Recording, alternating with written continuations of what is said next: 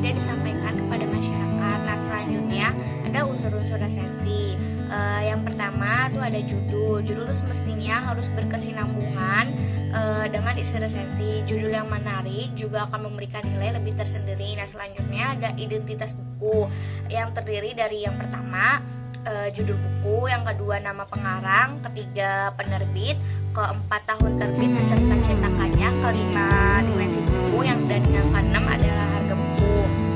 Nah, selanjutnya isi resensi buku biasanya berisi tentang sinopsis. Nah, selanjutnya ada penutup resensi buku yang berisi alasan kenapa buku tersebut ditulis dan kepada siapa buku tersebut ditujukan. Nah, selanjutnya ada struktur resensi. Yang pertama ada identitas. Identitas itu mencakup judul, nama pengarang, penerbit, tahun terbit, tebal halaman, dan ukuran buku.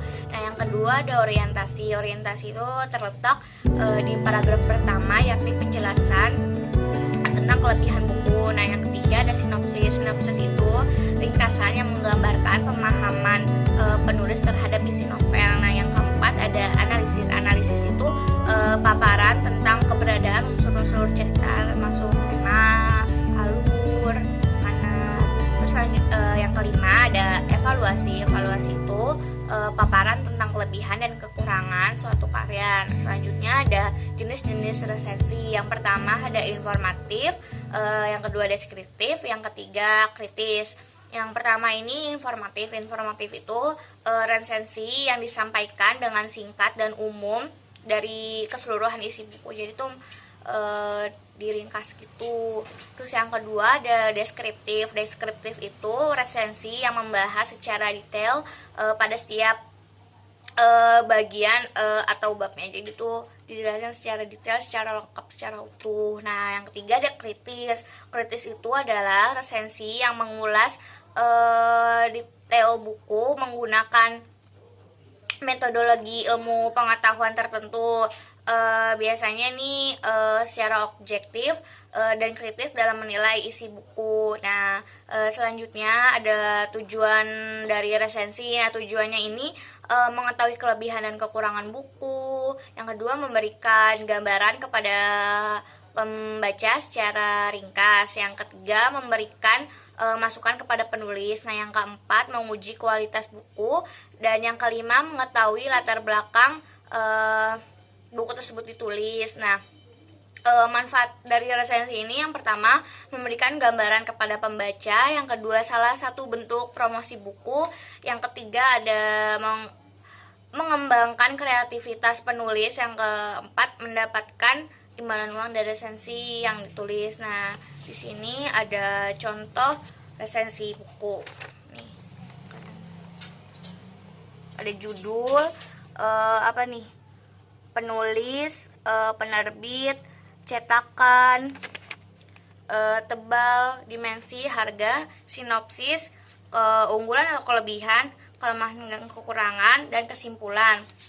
Di sini saya meresensi buku yang berjudul Hujan, penulisnya Darwis Terelie, penerbitan di Gramedia Pustaka Utama, dan buku ini cetakan ke-26 bulan Juli 2017, dan tebal buku 320 halaman, dimensinya 13,5 cm x 20 cm, dan harganya sekitar 60.000, 57.800 di sini.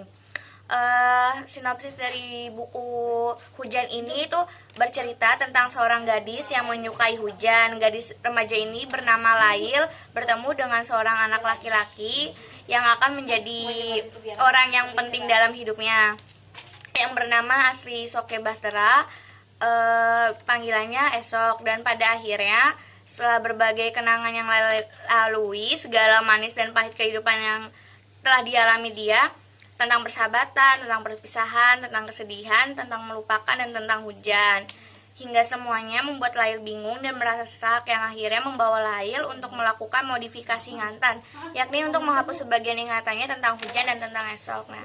Nah, keunggulan buku ini itu memiliki bahasa yang mudah dipahami oleh semua kalangan. Isi ceritanya juga cukup menarik. berlatar belakang teknologi yang modern, sekitar ini tahun masa depan gitu, 2050 gitu.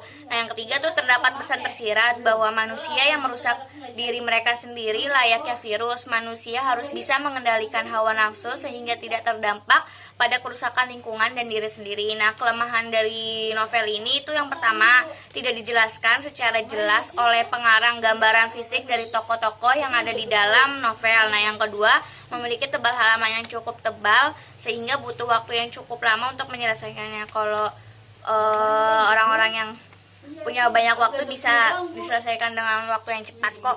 Terus kesimpulannya di sini sangat menarik untuk dibaca karena berisi tentang pertemuan yang tidak sengaja namun berujung cinta. Terkesan memang sudah biasa terjadi, namun cerita-cerita kehidupan sang tokoh utama sangat menarik dan menginspirasi. Sangat layak untuk dibaca oleh semua lapisan masyarakat, berbagai jenis umur, karena bahasa yang digunakan begitu mudah untuk dipahami. Nah, sekian, terima kasih dari saya. Kurang lebihnya mohon maaf. Wassalamualaikum warahmatullahi wabarakatuh.